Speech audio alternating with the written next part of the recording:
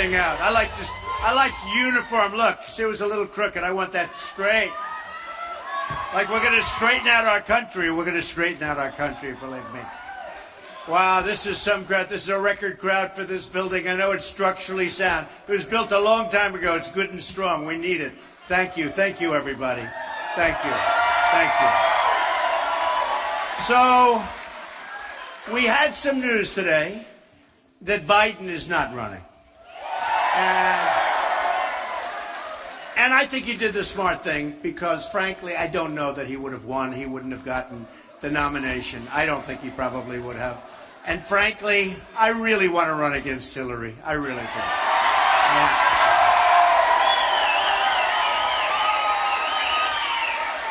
That's the one. That's the one I've been. You know, when you sort of like, if you have a baseball team or a football team, you sort of get your heart set on something. That's the one we want to go against. Because you go against that record, you're just going to win. We're going to win. We're going to win big. We're going to win. So many mistakes. You know, you look at the world. The world is a tinderbox. It's falling apart. It's blowing up. We are a mess. What's happened to this country between the Iran deal and the Bergdahl 5 for 1. I call him Mr. 5 for 1. We get a traitor, right? What did we used to do to traitors? Who was it? Boy, that guy's got crazy. You know, they came out with a report. They don't think he goes to jail. They don't think anything. 6 people died going after him, and nothing's going to happen. Can you believe this? This is what's happened. But let me just explain. So I get up in the morning, and I turn on television. First thing I see is big results. Washington Post, ABC comes out with a poll, right? Do we love these polls? Somebody said, you love polls. I said, that's only because I've been winning every single one of them, right? Right? Every single poll.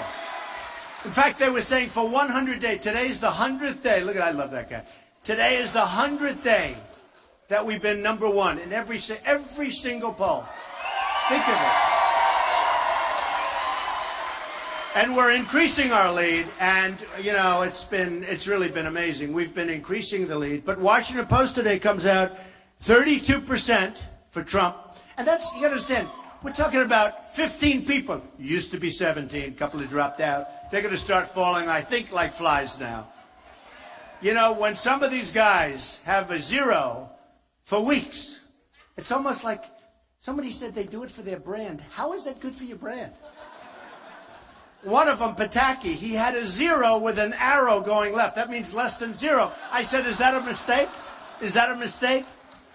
So I don't know what they're doing, but a lot of people are going to start dropping out, which is good. You get a much better discussion going instead of having all these folks around, and the whole thing is ridiculous. But we're at 32%.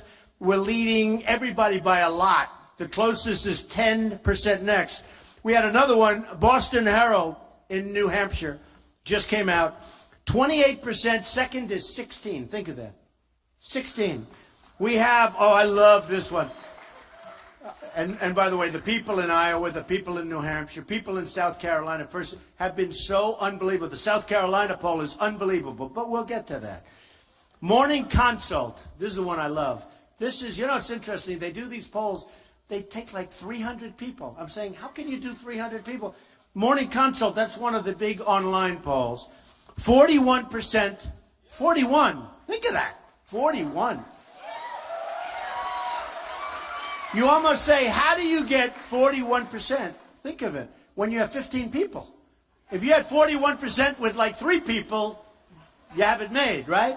But with 15 people, 41%, highly respected poll. Second is 14%, so it's 41-14, so that sounds good.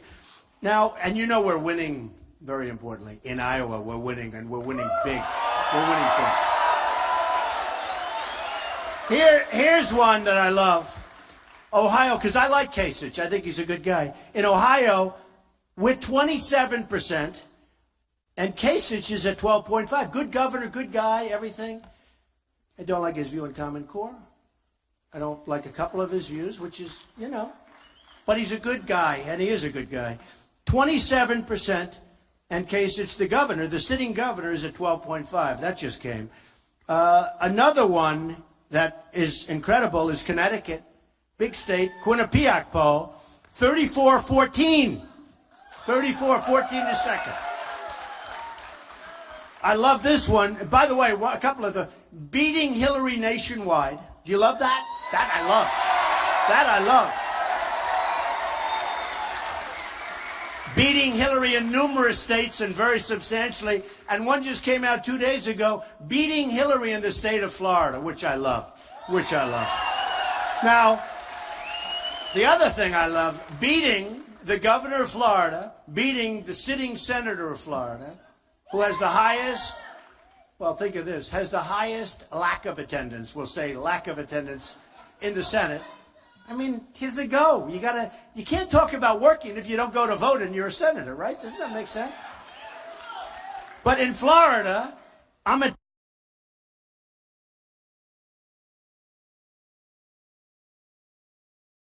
29%, and they're, I won't say, but they're really low. They're in the teens and less than the teens.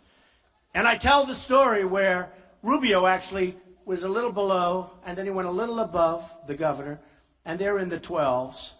And I tell the story all the time. I'm at 29. And the headline said, Rubio surges. I said, oh, what happened to Florida? It's true. I said, what happened to Florida? I was doing so well. And then I read the article. It says, well, Trump is at 29. Rubio surged past the governor. Big deal. Okay? Oh, boy. We have one here, 35. And by the way, Pennsylvania beating everybody. OAN, 35%. Great company, great poll. 35-17. I mean, we are just, I love these polls. And I say to people, when they always say, you love to mention the polls, nobody else does. I said, that's because they're losing. They're not stupid people, right? They're losing. Oh, I could talk about these suckers all night long. I love them. I could talk about them all night long. So, New Jersey, great. Now, Jersey, and I like Chris Christie. He's a good guy, but I'm at 32. He's at 5.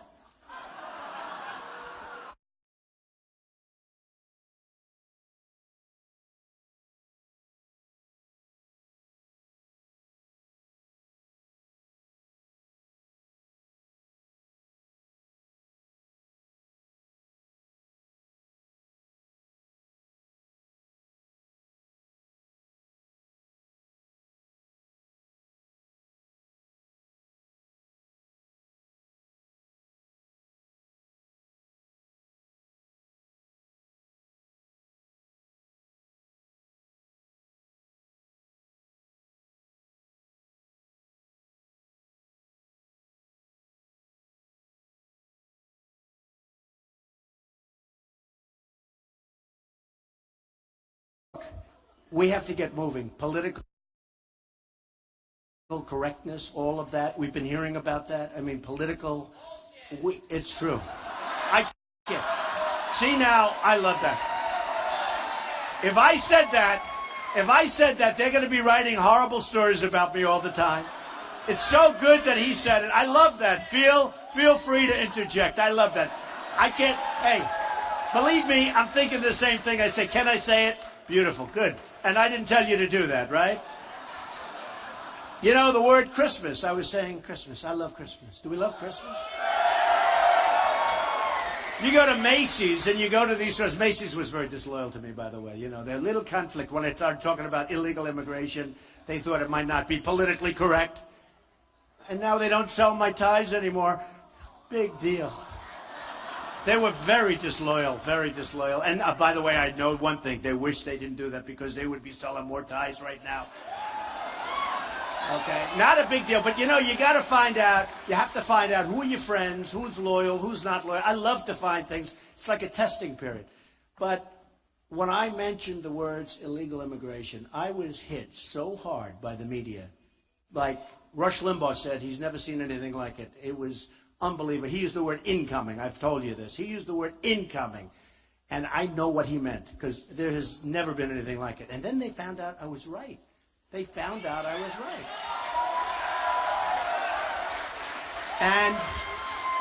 And it's a huge subject. I mean, the whole thing with illegal immigration is a huge subject. And I love Mexico, and I love the Mexican people. I have thousands of Hispanics working for me, and they're great, and they do a great job.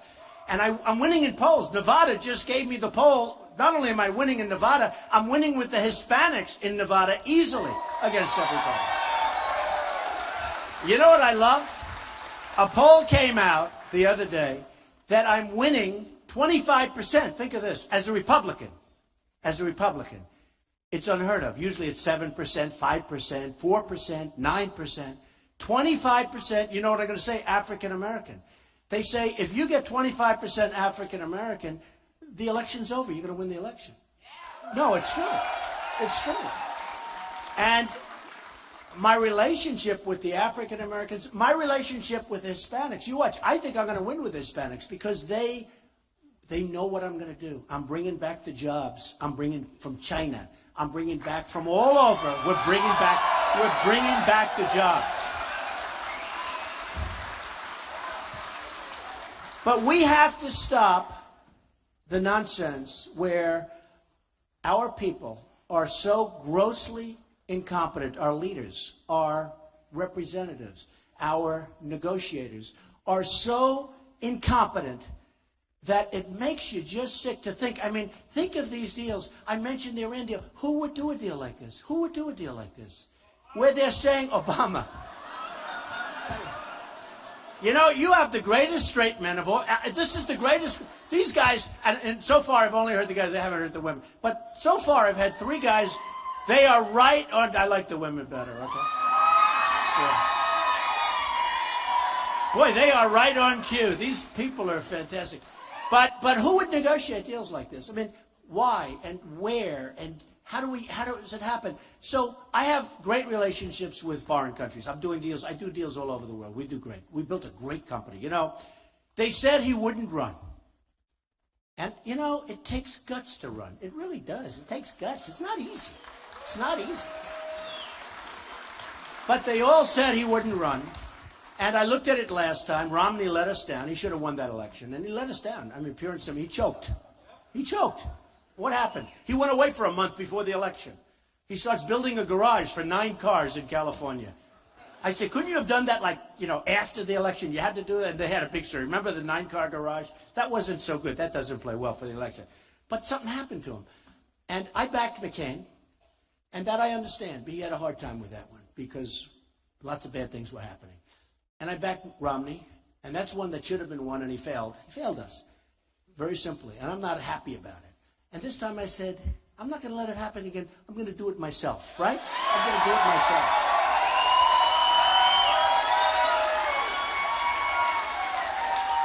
You ever, like, have a problem? I see the people in the audience, workers, hard workers like me. I'm a worker, but hard workers. And a lot of times, you know, you get people and you say, do it, do it, do it. It doesn't get done right. And then finally you say, okay, now I'm just doing it myself. That's what I'm doing here. I'm doing it.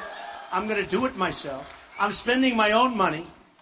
I'm spending my own money. You know, today, Bush has one of his top people in Berlin, Germany, raising funds. Can you believe that? In Berlin.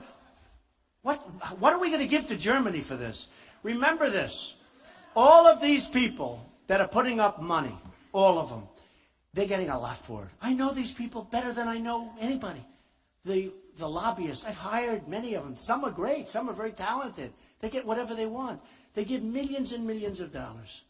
And they're going to spend hundreds of millions of dollars against me. And frankly, I just hope people understand. When you see these attack ads, they call them attack ads. They try and demean, they lie, they're lies. But by the time you end up telling people it's a lie, the election's over. It's really unfair stuff. But they're going to spend hundreds of millions of dollars because this wasn't supposed to happen. Nobody controls me. I'm controlled by you people. I'm controlled by the people in the country. Nobody controls me. And I mean, you look at Jeb and Rubio and all of them. They all have all this money, and they spend it, and they're going to spend it. A lot of them. I mean, I'm reading these articles. I don't know. So far, everyone's attacked me has gone bing, and maybe that'll keep happening. But I've never had $150 million spent on me saying bad things. Okay, I've never had that happen. I will tell you, I'm a good Christian. Okay, remember that. And I told you about Christmas, and I guarantee if I become president, we're going to be saying Merry Christmas at every store. We're not going to be doing Every store. Every store. The happy holiday, you can leave that over in the corner. Happy holiday, everybody. Enjoy it. But I'm saying Merry Christmas to whoever the hell wants to hear it. And that's not to knock anybody else. Other religions can do what they want. I think it's great. There's room for everyone. There's room for everybody. But for them to take away the word Christmas, and they're going further. You can't have the scenes. You can't have anything anymore. It's again, it becomes, like the gentleman said, it becomes politically correct not to use the word Christmas. That's not going to happen anymore, folks. It's not going to happen anymore.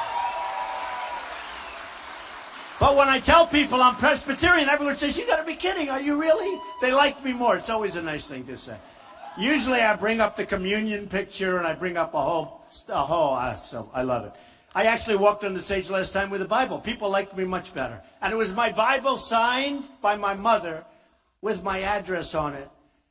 And what they don't know is those days everything was so nice. Nobody took anything.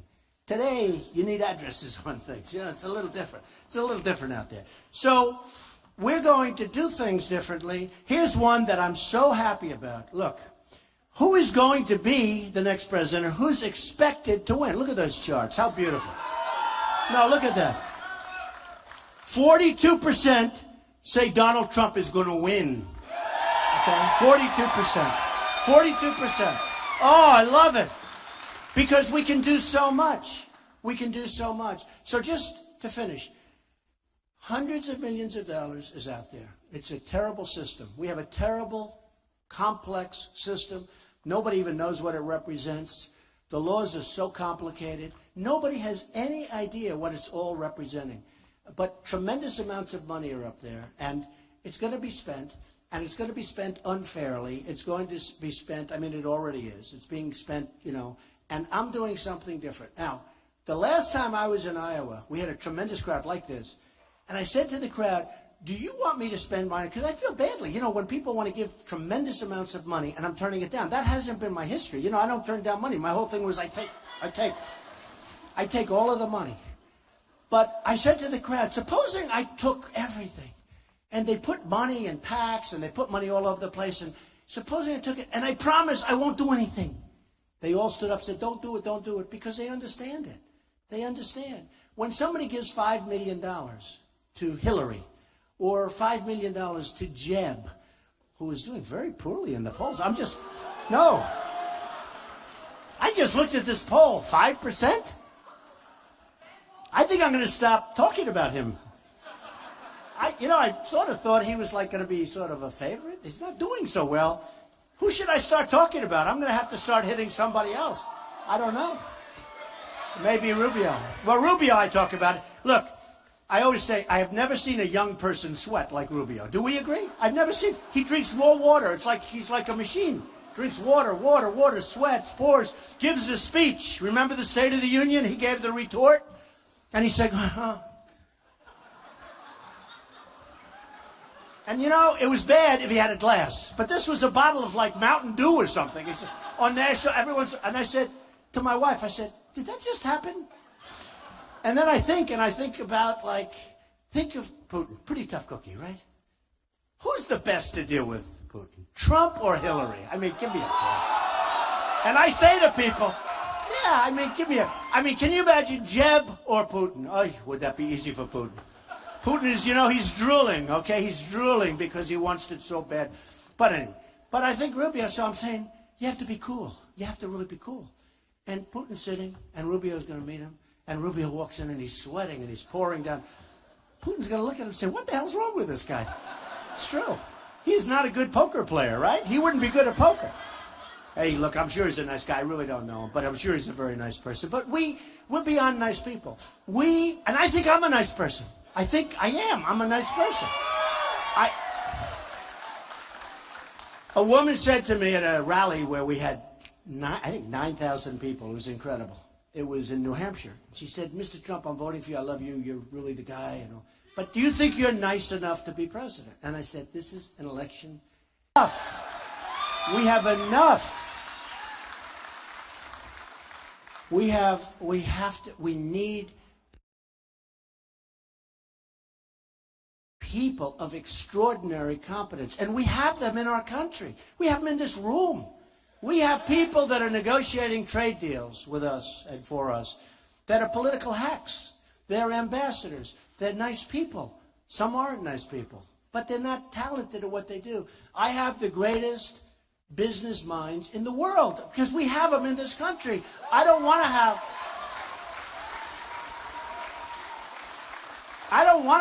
a nice, I want to have a really smart, I want to have a killer.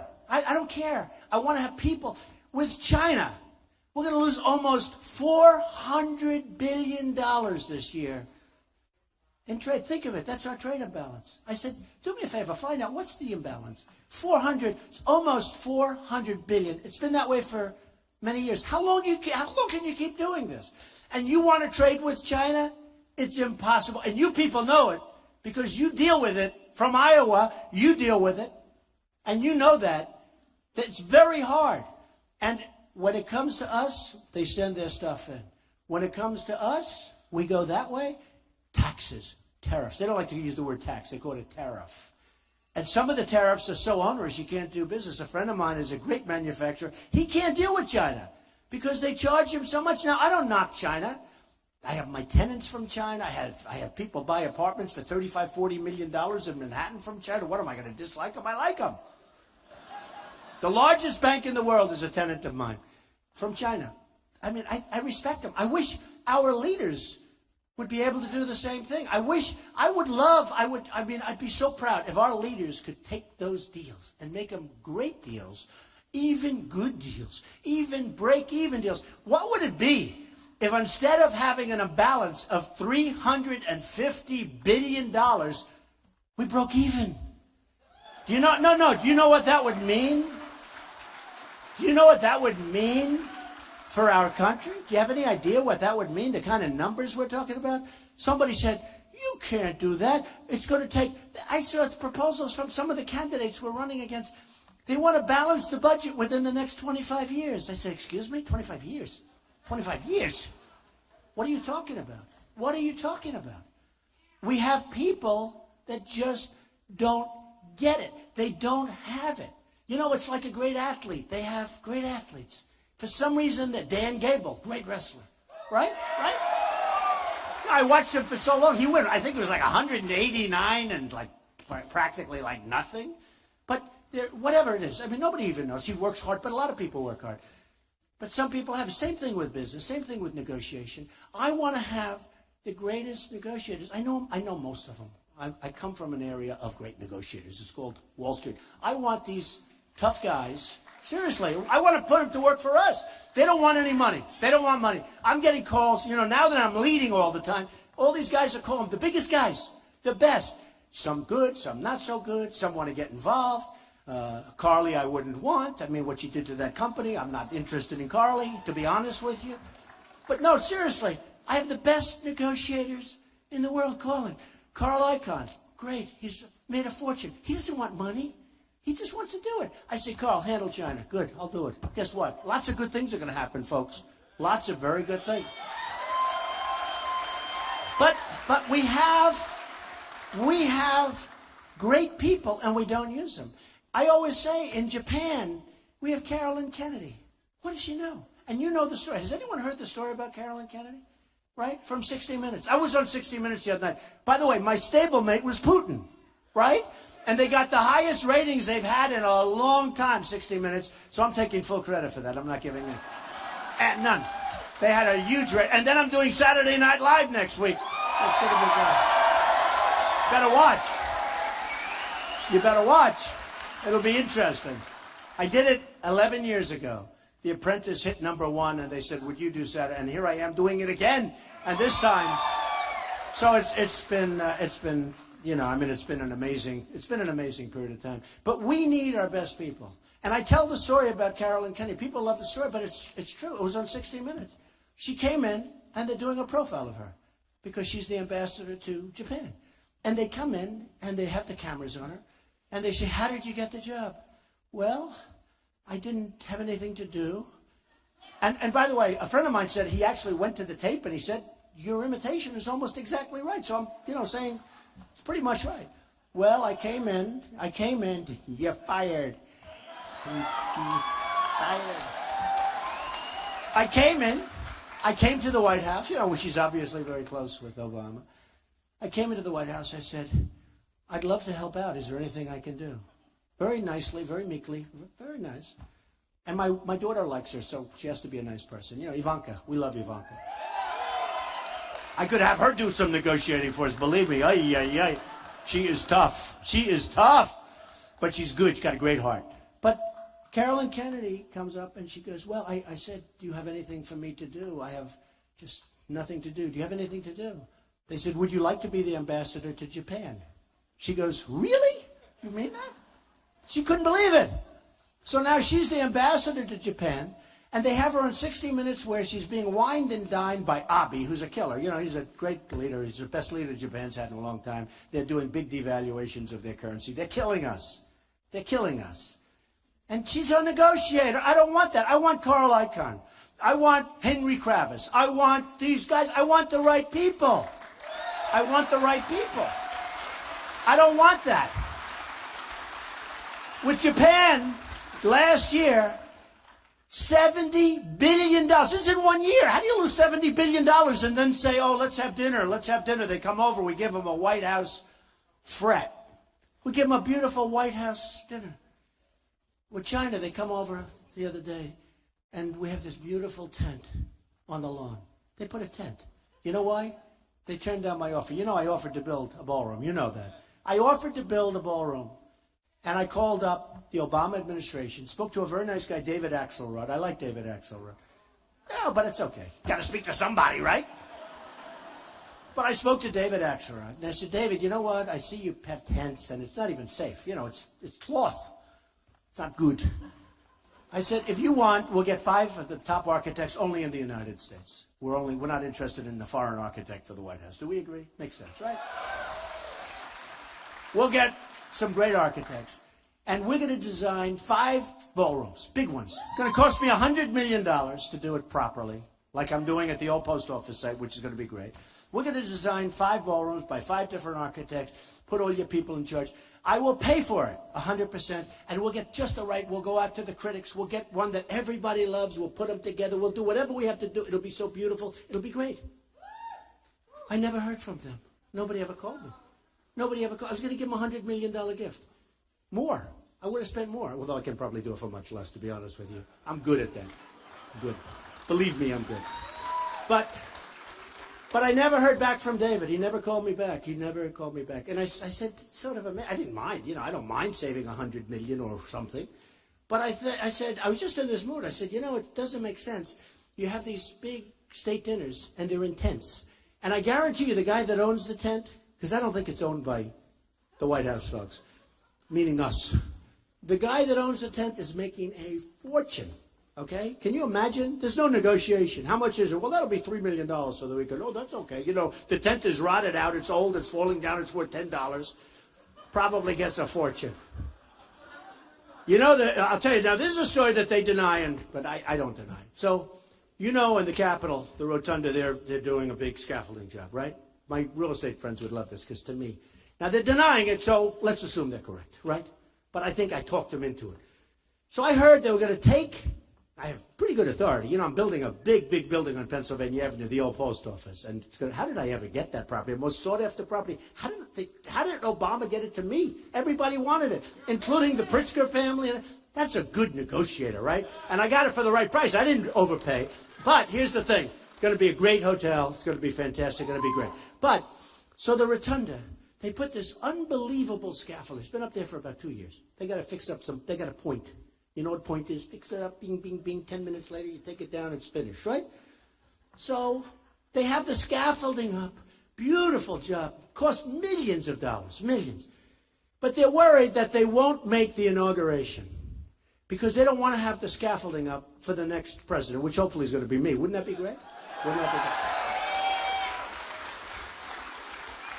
So I was told, and then after they heard it, there was a panic, and they denied it, and they said, but I was told that they're not going to have the work done, and they want to take the scaffolding down, because, you know, that ceremony is magnificent, and they want to take the scaffolding down for the event, for the ceremony, have the ceremony, and then 2 days later start putting it back up again. So I said, I have two ideas.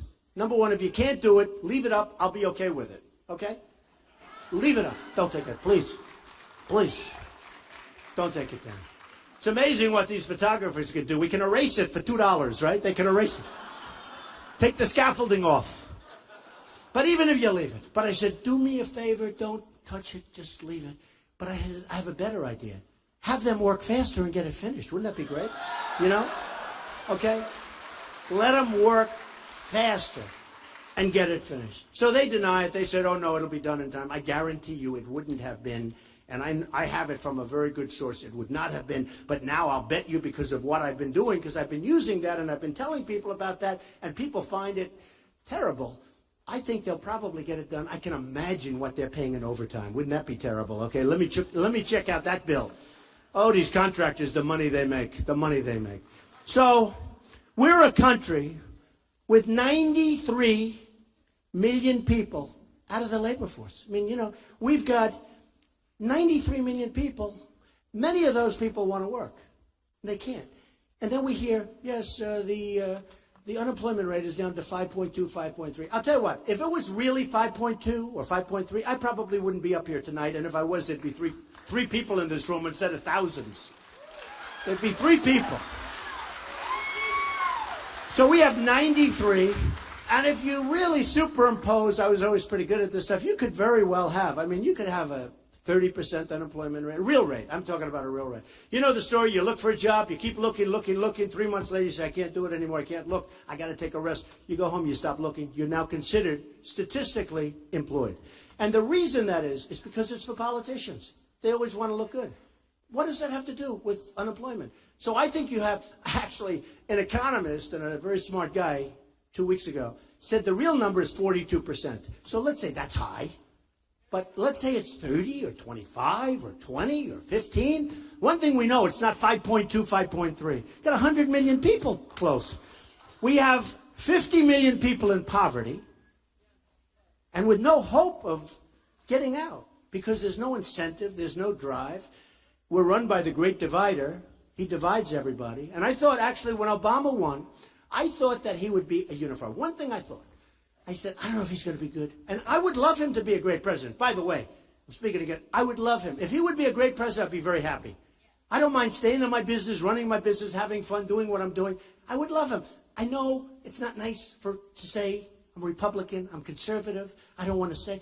But if he would do a great job, I'd be very happy. So would most of the people in this room. It's not working that way, folks, and it's not going to happen. It's not going to happen. So we have 50 million people in poverty. We have 46 million people on food stamps. We've got tremendous problems with Obamacare. You know, your premiums, in case you haven't noticed, are up 45%, 38%. Some person said to me, it wasn't 45%, Mr. Trump. Shout it out from the audience. I think maybe an Obama fan, but shout it out from the audience. Wasn't 45. I said, oh, yeah. I said, maybe I'm in trouble. What is it? It's 38%, sir. Oh, fine. That's fine. 38%. And some of them are up 50%. 50. Your deductibles are through the roof. Your deductibles are through the roof. Unless you get hit with a Komatsu tractor, because Komatsu is doing very well because you know what happened with Japan. They've devalued their currency. Caterpillar's having a very hard time. You know that, right? They're having a very, very hard time. Very, very hard time. But unless you get hit by a Komatsu tractor coming right out of Japan, the deductible is so high, it's never gonna, you have to die. And then it doesn't work because that's not what deductibles are supposed to be. So you got huge increases. And we have to repeal and replace Obamacare with something great. We have to do it. We have to do it.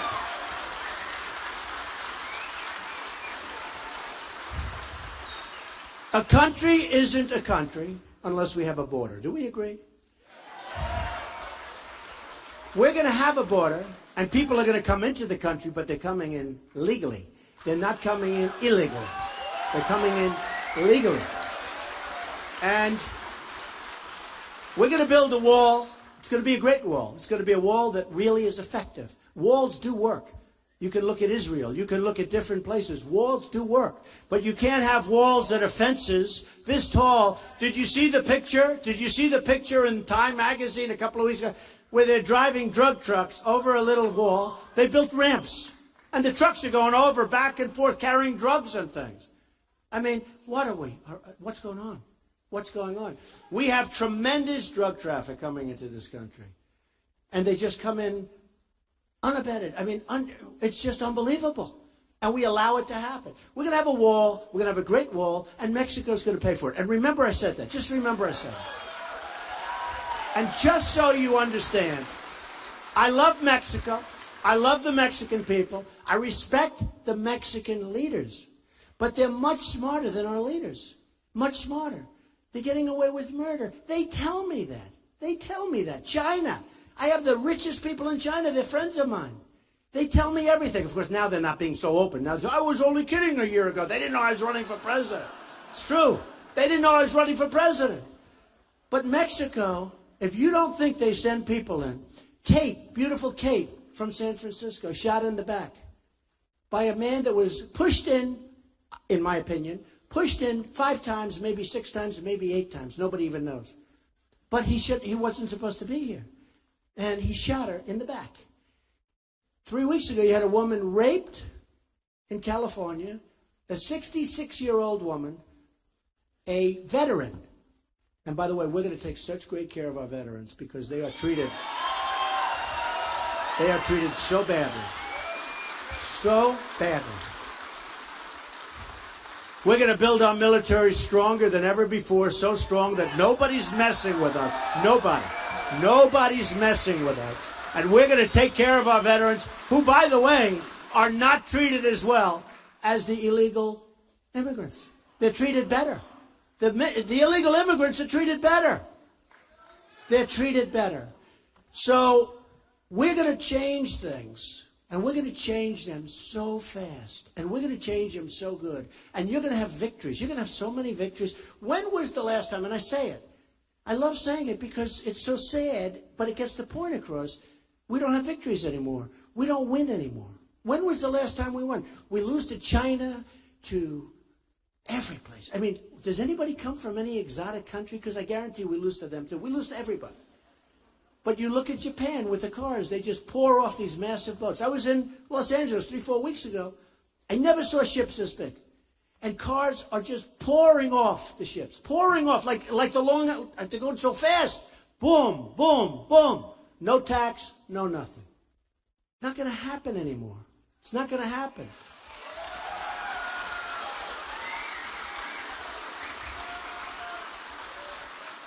It's unfair. It's unfair.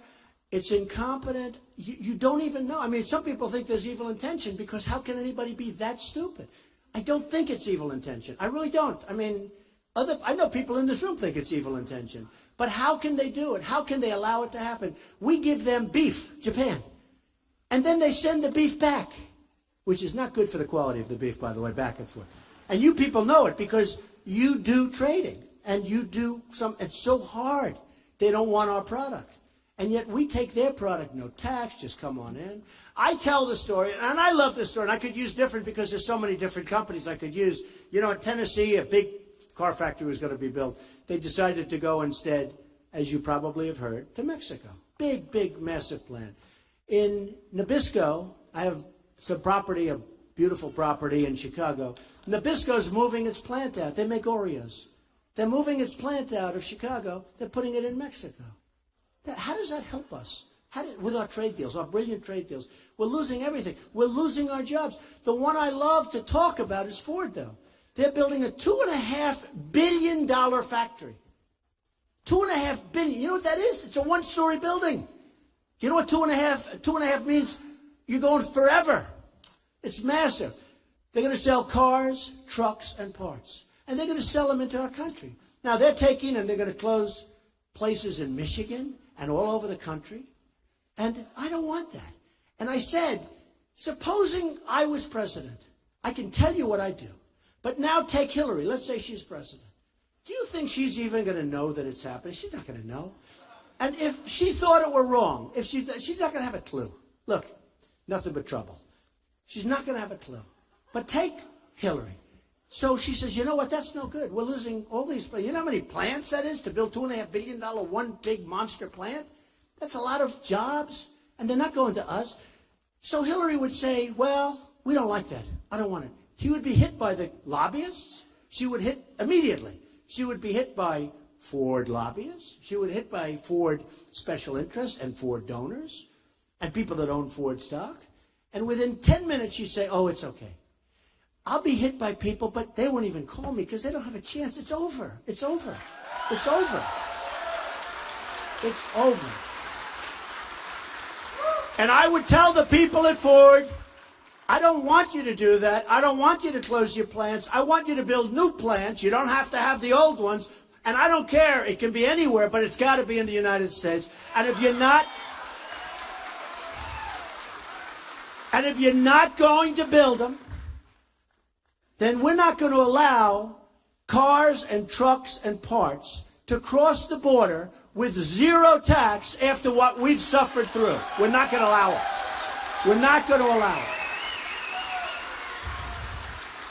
I mean, the way our country's run, if it doesn't happen to be me that wins, you know what's going to happen? They're going to build a plant, and illegals are going to drive those cars right over the border. I'm telling you. It's going to cost them nothing, right over the border. And then they'll probably end up stealing the car, and that'll be the end of it. We have got to get smart. We have got to get smart. Now, I would say the following. I would say to the head of Ford, here's the story, and this is what you're going to do. Here's the story. We're not going to let you do this.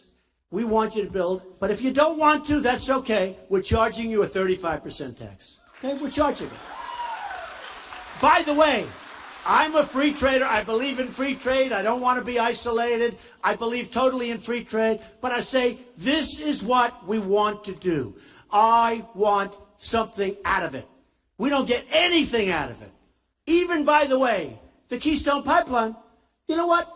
Stuff comes from Canada, and that's fine. It's all good, and I like the Keystone. I think it's good. We got to get a piece of it. I want a piece of the action if we're going to let them build. Okay? If we're going to let them build, because, you know, it turns out that we have so much natural under our feet with the new technology. It's incredible. So we're competing against ourselves. But we have to have people with deals. So here's what's going to happen. I will be called by people, and I will say, I'm sorry. And I guarantee you that by the end of the day, the head of Ford will call me. Might take an extra day if they want to play tough. And they will say, Mr. President, we really don't think that's fair. We don't want to pay a tax. I said, that's okay. Bye, Bing. Okay. No, that's it. And then, by the end of the day, I guarantee you, I get a call, and they will say, Mr. President, we're moving back to the United States. We're going to build that plant in the United States, okay? I guarantee it.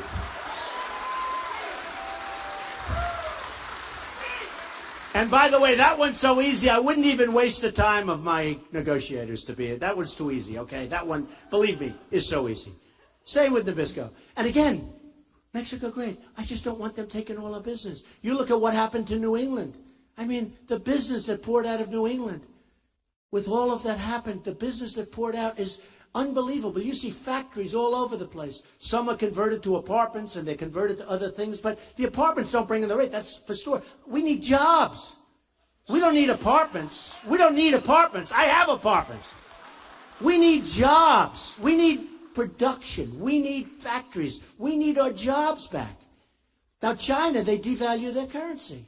They're killing us. It's impossible for our companies to compete. 3 weeks ago, they did the biggest devaluation of their currency in 20 years. They say in 2 decades. And that wasn't supposed to happen because they've been devaluing it all along. And they are just absolutely destroying us. A friend of mine bought a plane, okay? He wanted it to be sent to China. He had to pay a massive tax. He ended up losing his shirt. I was happy because he's a rich guy. I don't care. I couldn't care. He had to pay to get the plane into China. He had to pay a fantastically large tax tariff. He had to pay. He couldn't believe it. I won't even say the number because I still can't believe it was a number that was so large it wouldn't make any economic sense. Because they don't want planes that are built here. They don't want other things that are built here. They charge. You can't get your stuff in there tax-free. You can't even get in there. But if you do, you can't. It's unfair. And that's why we're losing almost $400 billion a year. And they look at us and they say, they are the dumbest human beings on earth. It's true. That's not going to happen anymore. Boeing just placed a big order. They're buying 300 Boeings. Beautiful plane. I have one, so I like it, you know. But it's great. 300 planes. But you know what they're doing? They want all their technology. They want them to build factories in China. They want the planes manufactured over there. Boeing's going to start building massive plane assembly plants and factories for the production of aircraft in China. Why? Why? That's not good. In South Carolina, they have Boeing. In Seattle, they have Boeing. I want them to expand here. I don't want them to do that. I don't want them to do that. So I passed a tax bill, and we put it through everybody, and everyone loves it. We're lowering taxes substantially. You know, we're the highest taxed nation in the world. We're bringing corporate taxes and small business taxes down 15. We're bringing them down to 15%. That's right. We're simplifying the tax code. We're going to have 4 tranches. It's going to be so beautiful. It's going to be so dynamic. It's gotten some great reviews. You know, you always have somebody that doesn't like it. We don't like it. But we have to do it. You have corporate inversion. Nobody knows what it is. Companies, big companies, have trillions of dollars, 2.5 trillion offshore out of the country. They can't get the money back in.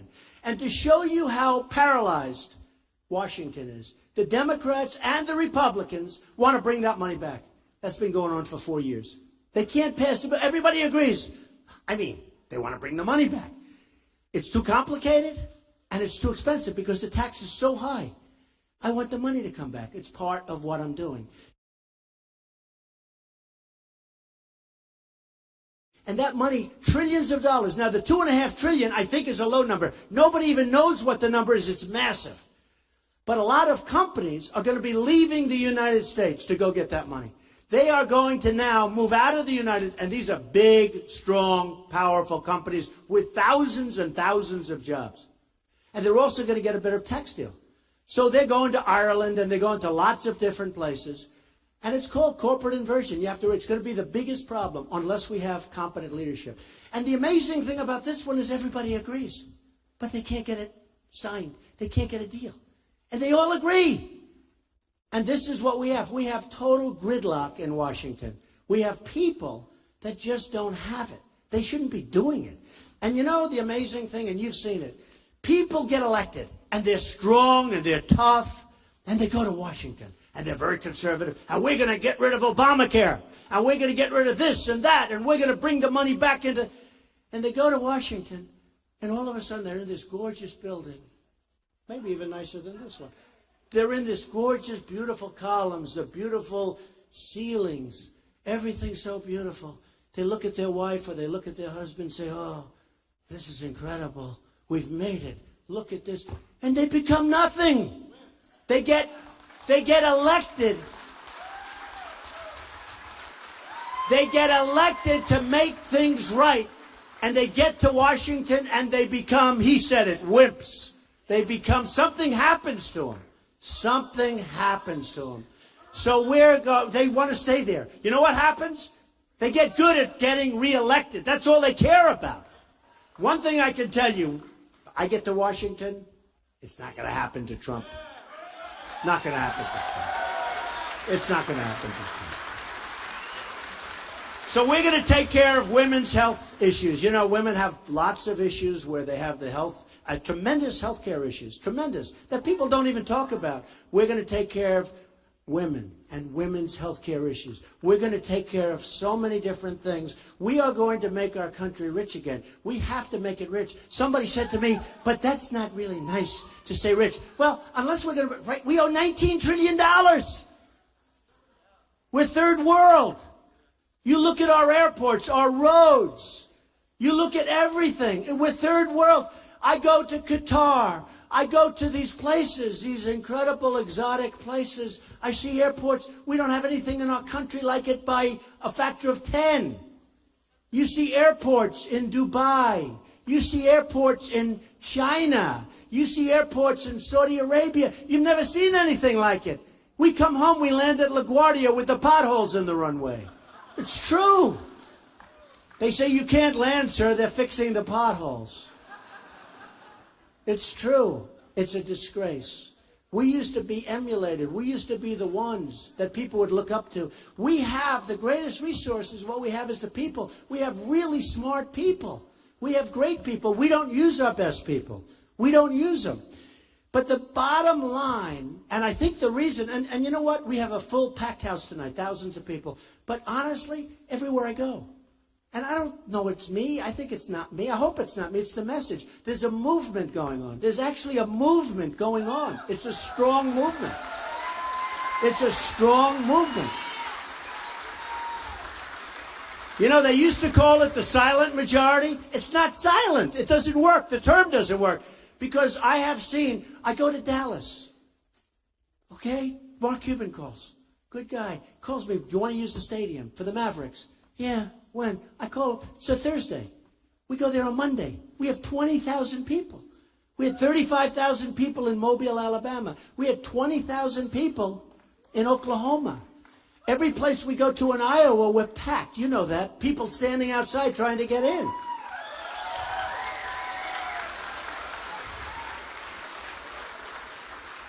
It's been an amazing moment for me. A friend of mine who's a very successful guy said, how many people are you speaking tonight? I don't know, 4,000 people, a lot. He said, and that's a small group. That becomes like 4,000 is a small group. He said, how do you do that? Do you write speeches? I said, no, I have a great memory. But I said, more than memory, though, much more.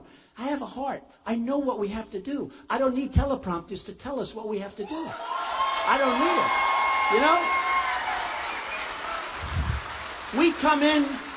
We come into this room and you know, people, they come up, and I see it all the time. I see the people I'm competing against. They get up, and they're more worried about the teleprompter angle. Do you have the angle? Then they get up. Good morning, ladies and gentlemen. Bah, everyone's falling asleep. It's brutal. It's brutal. But that's what we have. We can't have that. We have a teleprompter president. We can't have that. We need somebody that can do the job. A friend of mine just got back from Shanghai. He's in Shanghai. He said, Donald, I've never seen anything like it. What they're doing there is unbelievable. He sends me pictures of cranes on every corner. Stuff. I mean, everybody going crazy. There's nothing like it. And I could name so many other places. It's not happening with us. It's not happening. It's the opposite with us. Everything's leaving. Everybody's laughing at us because we're led by people that don't have it. And it's not going to happen any longer. And that's why I'm doing this, folks. That's why I'm doing it. Believe me.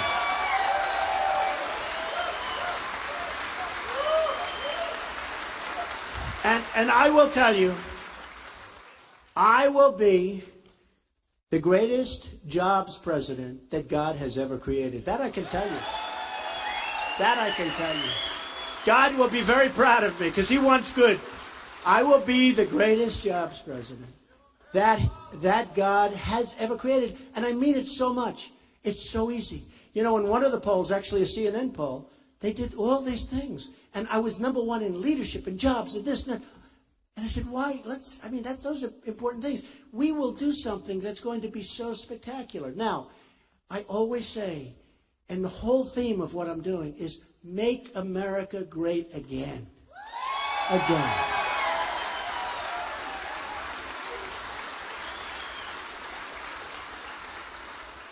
And you know, I'd say the American dream is dead, but I'm going to make it bigger and stronger and better than ever before. And I mean that. The American dream is dead. It really is, with the regulations and the problems and all of the problems that this country has. And I'm going to make it bigger and better and stronger than ever before. We're going to be so proud of our country. We are going to have so much victory. You may get angry at me because you're going to say, this is boring winning so much. It's boring. But you know what? That's never going to happen. We're going to win so much. We're going to have so many victories. We're going to win on trade. We're going to win with the military. We're going to have, think of it. I watched the other night a general being interviewed. Sad. He's leaving. He's retiring. What do you think of ISIS? Oh, it's very tough. It's very tough. Very tough. ISIS is very tough. 50,000 people. Very, very tough. I said, boy, that's sad. Even if it was tough, he shouldn't be saying that. Besides that, what's a general doing on television being interviewed? Why is a general being interviewed? I don't want my generals being interviewed. I want my generals kicking ass. I mean, no, sorry. I don't want them being interviewed.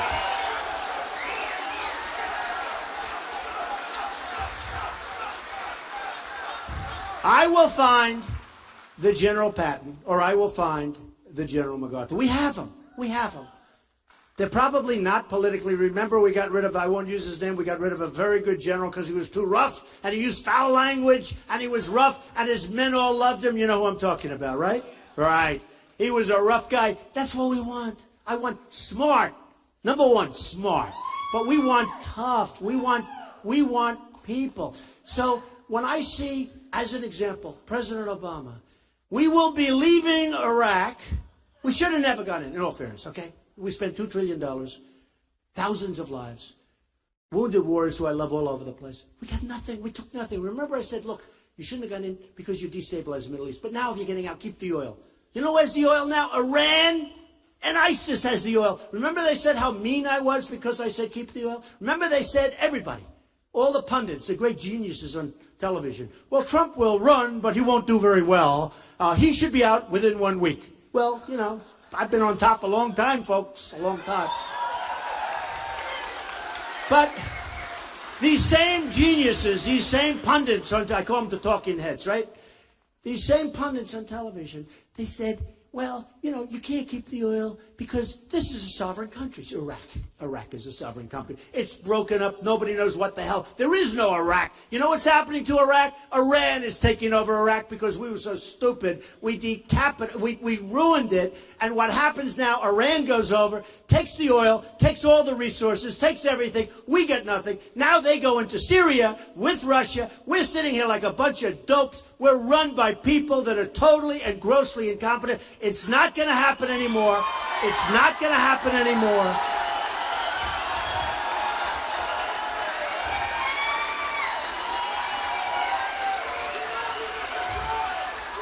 It's not going to happen anymore. Believe me.